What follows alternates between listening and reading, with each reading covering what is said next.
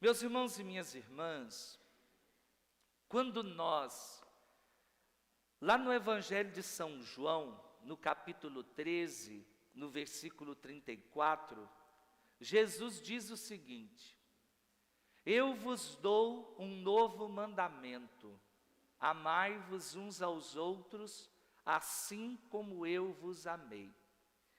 Lá naquele contexto da última ceia, Jesus apresenta este novo mandamento. Não é mais uma lei para ser cumprida, mas é um esforço interno que nós devemos fazer, amar, sempre amar, mesmo quando não há razões para amar.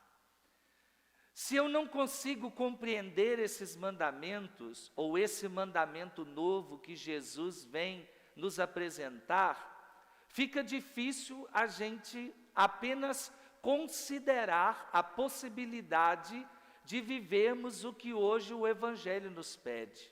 Amai os vossos inimigos, se alguém te bate na face, oferece a outra. Só que nós precisamos perceber que esse amor, ele é possível. Ele é possível de ser vivido por todos nós, mas é necessário que cada um de nós encontre a motivação para isso. Por que eu vou viver esse amor que Jesus me pede? Por que eu vou aplicar na minha vida cotidiana esse novo mandamento que ele me inspira? E aí nós encontramos essa resposta hoje no livro de Samuel. Vejam que interessante, durante essas semanas nós temos seguido a história de Davi, nós temos ouvido falar em Davi, e hoje nós temos essa luta que existia entre Saul e Davi. Dois personagens muito conhecidos por nós. Saul era o rei e Davi foi ungido no lugar dele. Saul era aquele que possuía todo o poder e Davi, aquele menino pequeno que venceu o gigante Golias com as 5 pedrinhas. Vocês recordam da história dele, né? Um dia, Deus entrega Saul na mão de Davi e Saul queria matar Davi. Saul queria exterminar Davi, queria tirar de Davi a sua vida. E um dia Deus entregou Saul na mão de Davi. Só que Davi fez o quê? Enquanto Saul estava dormindo, a sua lança estava fincada perto do seu corpo. Davi poderia ter pegado a lança e matado Saul, mas ele diz: escutem, quem pode estender a mão contra o ungido do Senhor e ficar impune? É a pergunta que Davi faz a si mesmo para não matar Saul.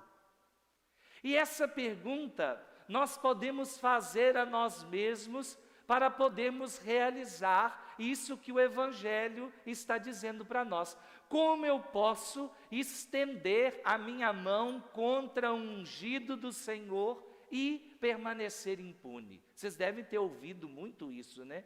Às vezes alguns padres falam isso: olha, não pode mexer com o ungido do Senhor, porque senão é perigoso, você vai ter um monte de coisa errada na sua vida. Mas espera aí, não é só o padre que é ungido do Senhor, não. Quem são os ungidos do Senhor? Todos os batizados. Vejam que interessante isso, porque isso nos conecta com a realidade desse Evangelho. Eu não posso estender a minha mão contra o ungido do Senhor. Eu não posso estender a minha mão contra o meu inimigo. Não é por conta dele, mas é por conta de Deus. Porque Deus ungiu. Porque Deus o ama. Porque Deus o conduz à santidade também, assim como eu. Vejam, o Evangelho diz: Deus faz chover sobre maus e bons, faz nascer o sol sobre justos e injustos. Deus não faz acepção de pessoas. Ou seja, nós também não podemos fazer essa acepção de pessoas. E por que eu peguei esse exemplo de Davi? Porque Davi estava como inimigo de Saul. Se você vai pegar o texto do livro do Samuel, do primeiro livro, nós vamos vendo que Saul a vida inteira ficou com inveja de Davi e se transformou no seu maior inimigo. E queria matar Davi a toda custa. Mas Davi, que era da descendência de Jesus, não é? Seria de onde Jesus seria tirado, é o filho, Jesus é o filho de Davi, ele tem que dar o exemplo. Teve nas mãos para poder matar Saul e não o fez, porque pensou, eu não posso tocar no ungido do Senhor. Quando nós tivermos alguma coisa contra alguém, nós temos que pensar assim, peraí, essa pessoa é meu irmão, ele é cristão, ele foi batizado, ele foi ungido por Deus, então eu não posso tocar nele.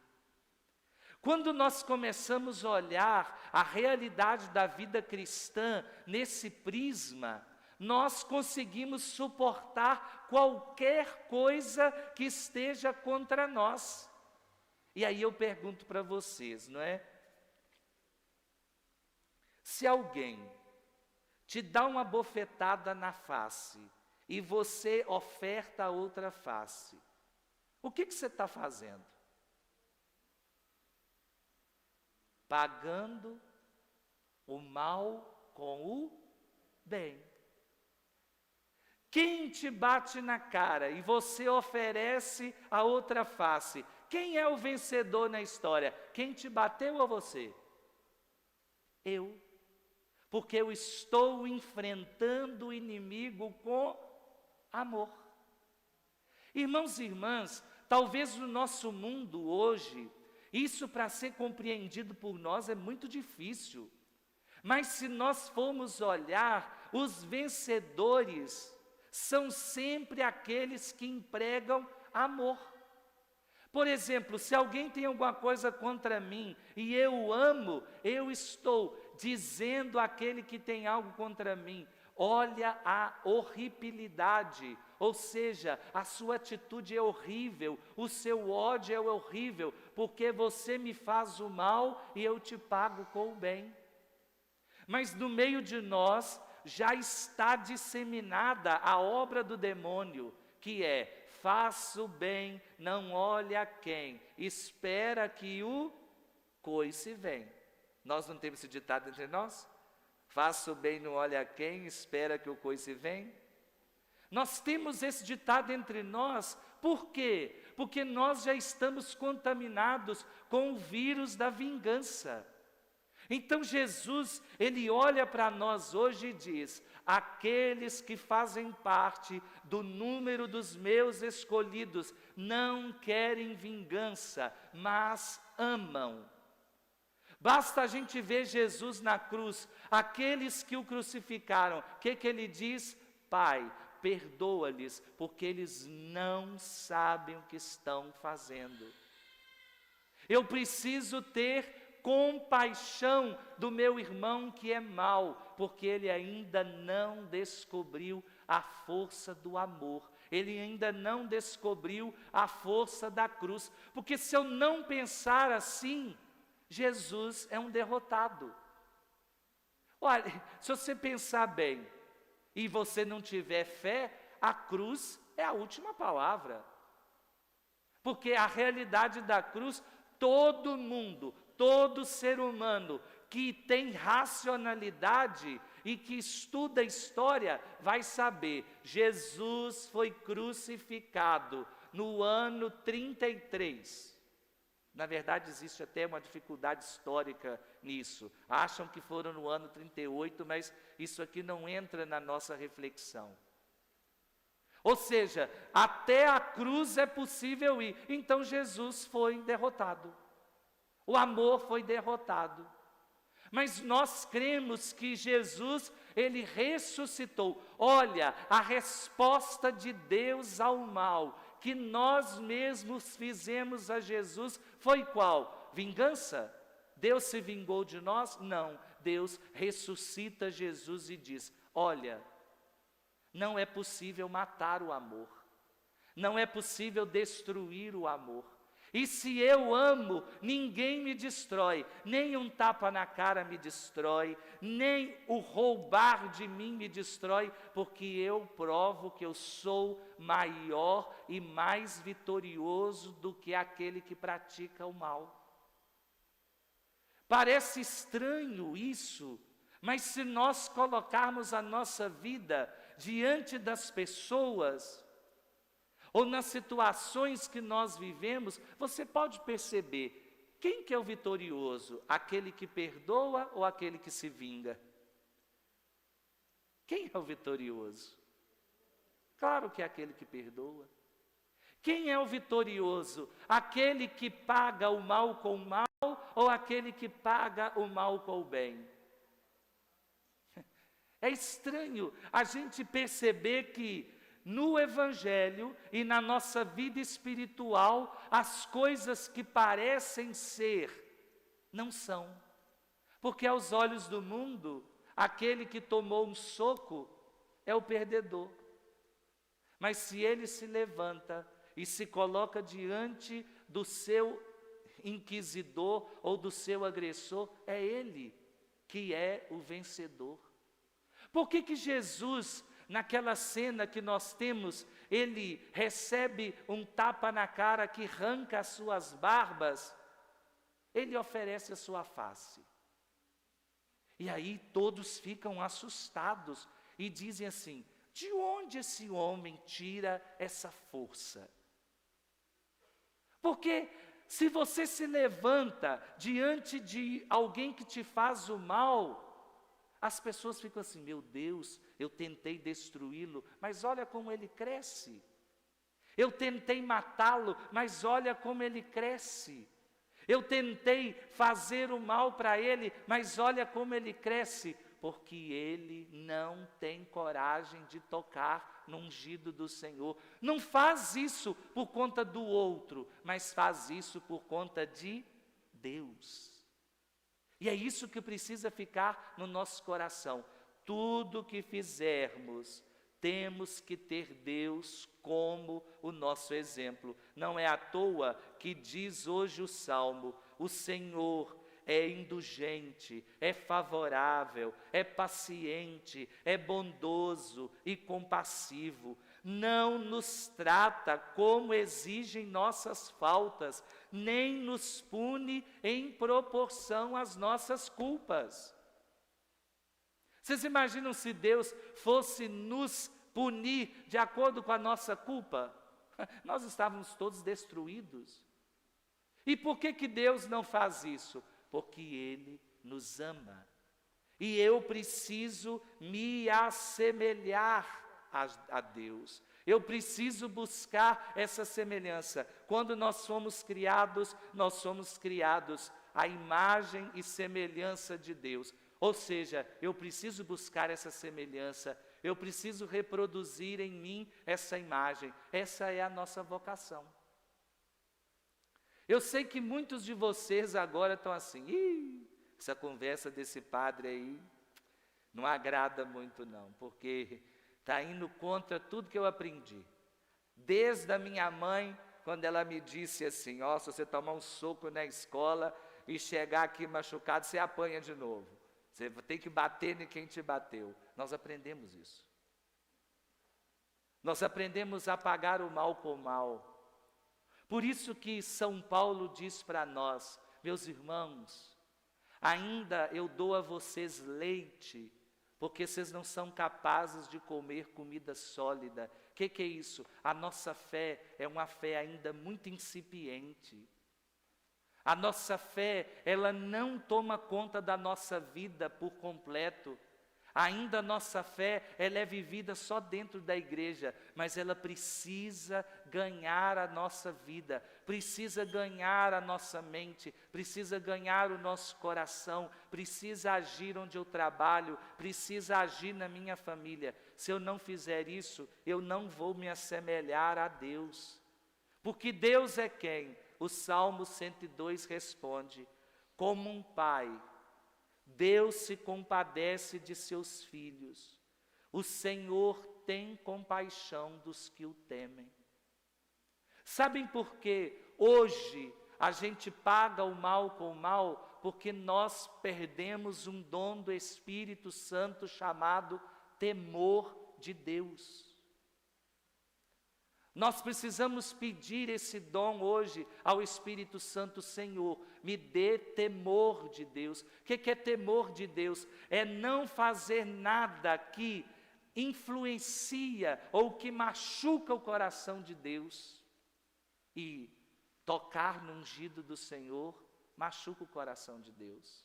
Se vingar machuca o coração de Deus. Pagar o mal com o mal machuca o coração de Deus. Então, eu não quero machucar o coração de Deus. Então, eu não quero me vingar. Eu não quero fazer o mal. Somente quem escuta Jesus consegue dar esse passo na fé. Somente. Quem não escuta Jesus e escuta a voz do mundo que fala alto em nosso ouvido, não consegue viver essa realidade. Por isso hoje nós temos que pedir como prece: Senhor, dá-me a graça de reproduzir em mim a tua imagem e a tua semelhança. Abra os meus ouvidos para que eu possa ouvir essa palavra hoje. Eu preciso amar, eu não posso me vingar, eu preciso sempre me assemelhar a Ti, porque senão eu não sou digno de carregar o título de cristão.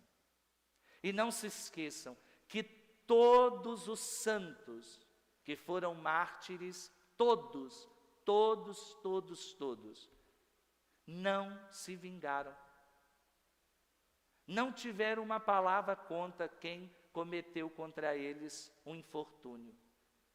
Pensem vocês. Nós estamos agora, não sei se vocês já ouviram falar, da mártir virgem Isabel Cristina, que foi assassinada em 1982 em Juiz de Fora. Coloca lá na internet, ela vai ser declarada mártir, com certeza lá no mês de setembro em Barbacena. Uma menina que defendeu a sua honra e a sua pureza e a sua virgindade, tomou 15 facadas. E a família dela, ainda hoje vivo, o pai, a mãe, o irmão, nunca pediram vingança, pediram conversão de quem a havia matado. Essa é a força do cristão. É isso que move a gente a acreditar que o Cristo, nesse mundo, ainda Ele reina. Nós tivemos também aqueles homens que foram sacrificados pelo Estado Islâmico, vocês se recordam? Aqueles 15 homens que tiveram sua cabeça cortada. A maioria dos parentes disseram que o sangue deles perdoe e possa fazer com que o mundo ame mais. É possível viver esse evangelho? Sim, é possível. Se a gente colocar Deus como fonte e modelo para a nossa vida. Por isso, no instante de silêncio, peçamos a Deus que nos dê essa coragem e essa força de pagar o mal com o bem e de não nos vingar de nada e ninguém, porque cremos que todos são ungidos por Deus, porque cremos que essa é a vontade de nosso Pai que está no céu.